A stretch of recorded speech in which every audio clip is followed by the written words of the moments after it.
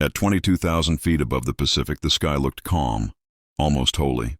White clouds drifted like islands in a blue ocean, untouched by the violence below. But inside one American cockpit, calm was a lie. The man gripping the controls wasn't praying anymore. He was hunting. The Japanese pilots never saw him coming. What they did hear, too late, was the sound. A deep mechanical thunder, not a scream like the Zero, not a whistle like a dive bomber. This was something else, a flying executioner. They called his aircraft the meat chopper, and in less than 3 minutes, 5 elite Japanese fighters would understand why that name was whispered with fear across Pacific airfields. The Republic P-47 Thunderbolt was never supposed to be elegant. It was massive, brutal, and unapologetically American.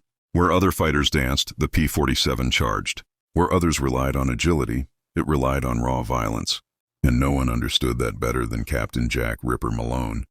A farm boy turned fighter ace who treated the sky like a battlefield, and his aircraft like a blunt instrument. Malone had learned early that war didn't reward beauty. It rewarded survival. Growing up during the Great Depression, he had watched machines break, people fail, and men disappear. When he finally climbed into a P-47 cockpit in 1943, he didn't see a plane, he saw a weapon that refused to die. The Thunderbolt was the heaviest single-engine fighter of the war, powered by the monstrous Pratt & Whitney R-2800 Double Wasp, an 18-cylinder radial engine that could absorb punishment other aircraft couldn't even imagine. 850 caliber machine guns lined its wings, enough firepower to tear a bomber apart, let alone a fighter. But pilots hated it at first. Too big, too slow to climb, too heavy to turn. Malone loved it. While other pilots tried to dogfight Japanese Zeros, Malone did something different. He climbed higher, he waited. He dove like a falling building.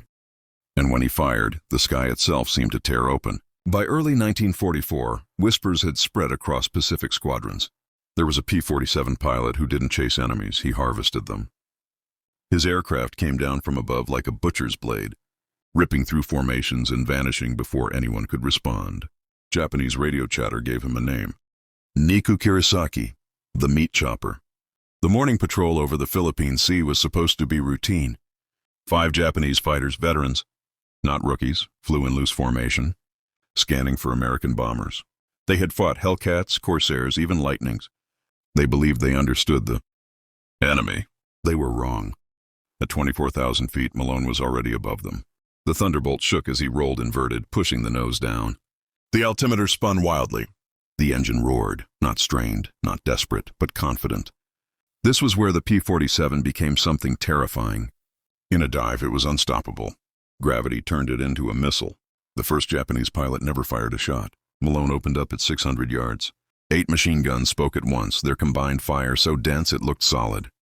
The Zero disintegrated mid-turn, wings snapping away as if sliced by an invisible blade. Fuel ignited. The pilot vanished in flame. The second fighter tried to climb, a fatal instinct. Malone pulled up slightly, adjusted, and fired again. Bullets tore through the cockpit. The canopy shattered. The aircraft fell nose first into the clouds below. The remaining 3 scattered, panic replacing discipline. One dove, one turned hard left. One tried to run. Malone chose the runner. The P-47 closed the distance with horrifying speed. Tracers walked up the fuselage. The tail came off clean. The plane spun, broken, finished. Less than 2 minutes had passed. The last 2 tried to fight together, crossing paths to confuse him. It didn't work. Malone climbed again, rolled, and dove straight through their crossing maneuver, firing in a continuous burst. One exploded instantly. The other limped away, engine smoking, control surfaces shredded. It crashed minutes later. 5 fighters, 1 American, 1 Thunderbolt. The sky fell silent when Malone landed. His ground crew stared at the P-47 in disbelief. Holes dotted the fuselage. One wing was streaked with oil. The engine ticked and popped as it cooled, but it still ran. Intel confirmed it later. 5 confirmed kills in a single engagement. Japanese pilots began avoiding lone Thunderbolts. Some refused to engage at all. Others climbed desperately, knowing that altitude was life, but also knowing that somewhere above them, the meat chopper might already be waiting. Malone never bragged. He never painted tallies with pride. When asked how he did it, he said only one thing: "I don't fight airplanes. I fight gravity."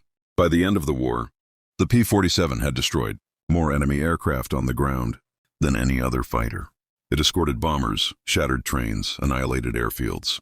And in the hands of pilots like Malone, it became something more than metal. It became fear. Long after the war ended, Japanese veterans would speak of a thunder they heard before death, a sound that meant escape was impossible. They didn't know Malone's name. They only knew the meat chopper was coming. By mid-1944, something strange was happening in the Pacific skies. Japanese patrol routes were changing, not because of new orders, but because of fear. Recon pilots began reporting heavy American fighters, appearing suddenly from above, attacking once and disappearing before interception was possible. They weren't chasing dogfights. They were executing strikes. Captain Jack Malone had become a problem the Japanese command could not ignore. Unlike the Agile Zero, the P-47 did not need to turn tightly or linger. Malone used altitude like a predator uses darkness. He climbed when others wouldn't. He waited when others grew impatient. The Thunderbolt was built for punishment, and Malone flew it as if he expected to be hit. That confidence changed everything. On one escort mission over Formosa, Japanese fighters attempted a trap, baiting American escorts low while a second wave waited above. Malone saw it instantly. Instead of diving, he climbed straight into flak and cloud cover, disappearing from sight. The Japanese pilots assumed he had withdrawn. They were wrong. Moments later, Malone burst out of the sun like artillery fire. His first pass ripped through the high cover formation. 2 aircraft went down before radios could even warn the others. The trap collapsed into chaos. American bombers passed untouched. After that day, Japanese pilots began reporting a single phrase over and over. Do not chase the heavy one.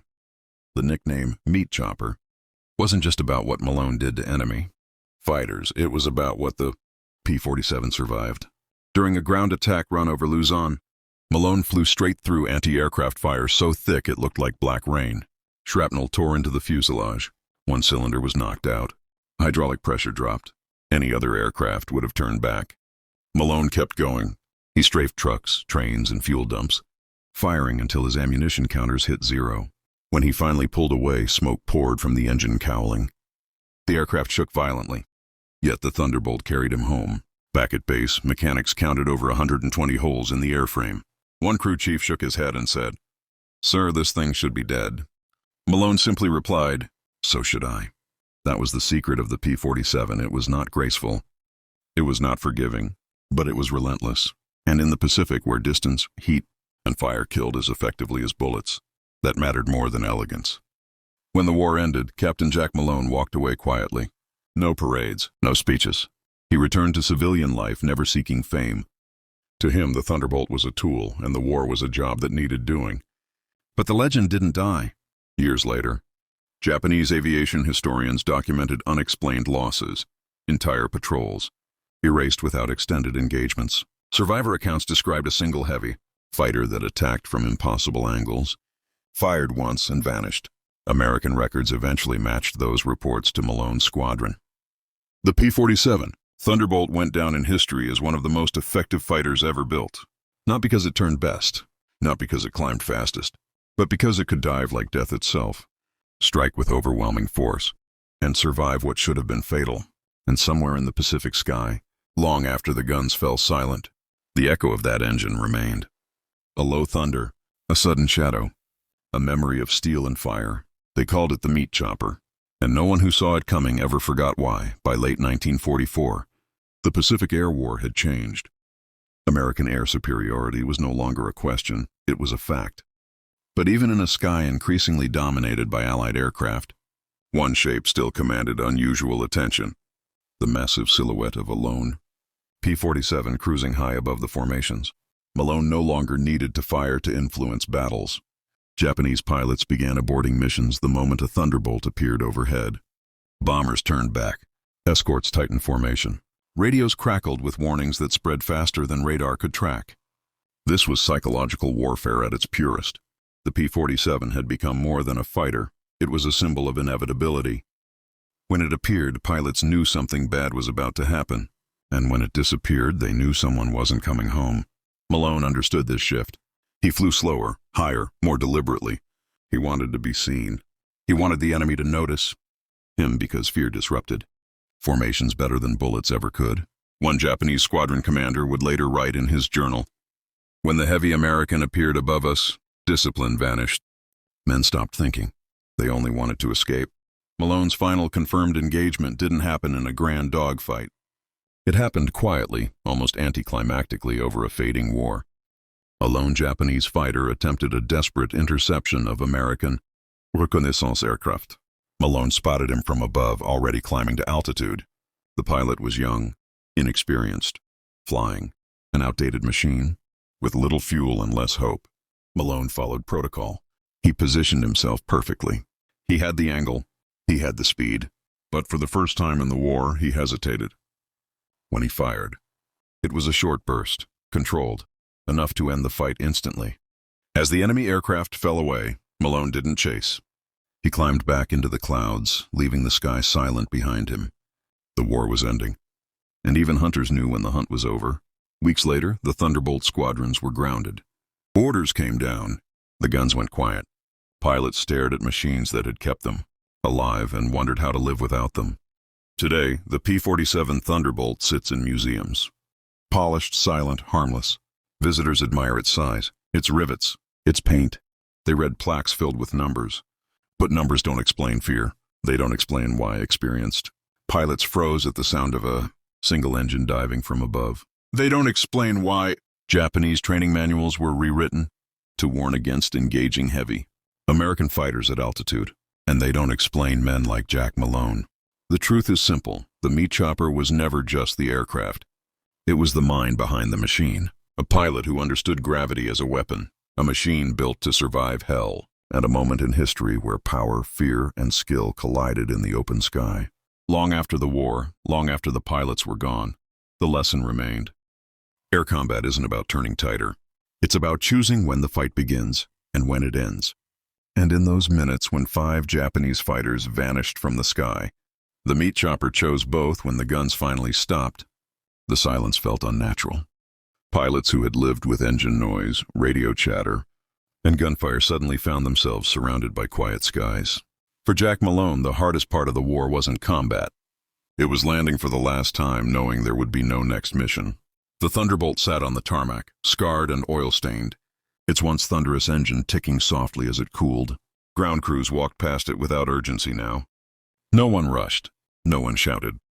The war that had defined every second of their lives had simply ended. Malone climbed out slowly, resting one hand on the cockpit frame. He didn't look back at the sky. He looked at the aircraft. This machine had carried him through flak storms, fighter swarms, and dives so steep they felt like falling off the world. It had brought him home when physics said it shouldn't, and now, like a warhorse after battle, it waited, unsure what peace meant. For many pilots, the war never truly ended. It followed them home in dreams filled with clouds and falling fire. In the years that followed, the P-47 Thunderbolt faded from frontline memory. Jets arrived. Speeds doubled. Technology moved on. But among those who had flown or fought against it, the Thunderbolt never disappeared.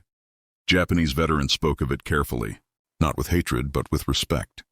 They described a fighter that could not be shaken, could not be chased, and could not be escaped once it committed to the attack. A machine that did not outturn you, but out-endured you, outdived you, outlasted you. Historians would later note something unusual. The P-47 did not produce the most aces. It did not have the highest kill ratio. Yet it broke enemy air power faster than almost any other aircraft. Why? Because it destroyed confidence. Airfields, supply lines, patrol routes, everything became vulnerable when Thunderbolts ruled the sky. Pilots stopped taking risks. Missions were canceled. Training shortened. Morale collapsed. And behind that destruction wasn't just horsepower or steel. It was pilots like Jack Malone, men who understood that fear was the most powerful weapon of all. Today, if you stand beneath a preserved P-47, you feel it immediately. The size, the weight, the quiet menace. This was not a fighter built to duel. It was built to dominate. And in the brief violent minutes when 5 Japanese fighters vanished from the sky, the Thunderbolt fulfilled its purpose perfectly. Those minutes became legend. They were passed between pilots, written into reports, whispered across oceans. Not because of glory, but because of finality. When the meat chopper arrived, the fight was already decided. Jack Malone never claimed to be a hero. He would say he was lucky, that the machine was strong, that others deserved more credit. But history has a way of sharpening truth, and the truth is this. In a war decided by machines and men, there were moments when the sky itself chose sides.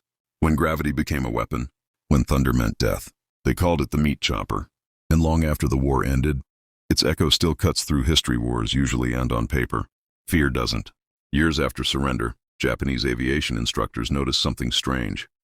Even during peacetime exercises, veteran pilots reacted differently to heavy, high-altitude aircraft. They climbed faster than necessary. They broke formation too early. Some aborted mock engagements altogether. The behavior had a root. During the war, Thunderbolts had taught an entire generation of pilots a brutal lesson. Altitude meant death could already be above you. The meat chopper didn't announce itself. It didn't warn. It didn't circle. It arrived already committed. Psychologists later called it anticipatory. Collapse, the moment when a pilot realizes the fight is lost before it begins. Malone didn't just destroy aircraft. He destroyed certainty. And in air combat, uncertainty is fatal.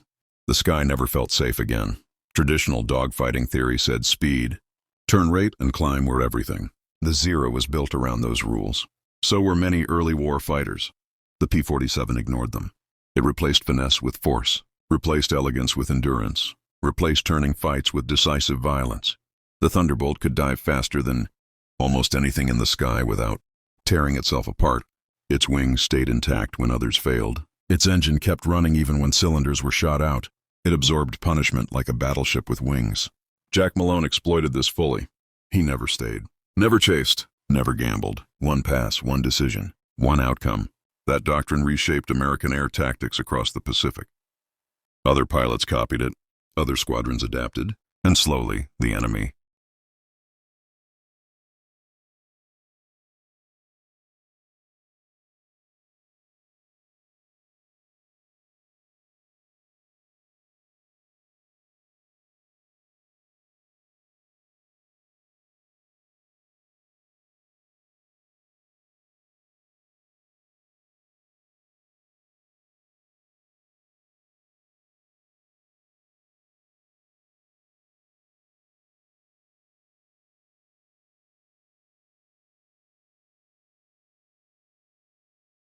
The sky doesn't remember names.